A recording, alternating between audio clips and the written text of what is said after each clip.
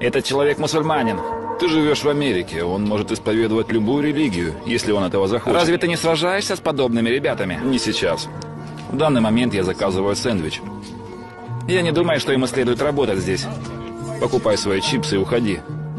Слушай, я хочу заказать еду, но только не у тебя, окей? Проваливай. Верни чипсы и вали покупать их в другом месте. Ты хочешь, чтобы я ушел отсюда? Ты можешь пойти в любой другой магазин. Так же, как и он может выбирать, какую религию ему исповедовать. По этой причине я ношу эту форму. Чтобы кто угодно мог жить в этой свободной стране. Оставь этого человека в покое, покупай свое и... Как дела, сэр? А как ваши, сэр? Я Джон Кионе с ABC. И это ТВ-шоу, что бы вы сделали? Вы, наверное, шутите. Это все актерская игра. Люди могут сказать, это было героически. То, что вы говорили. Нет, сэр. Герои бывают разные, но это не было вовсе геройством.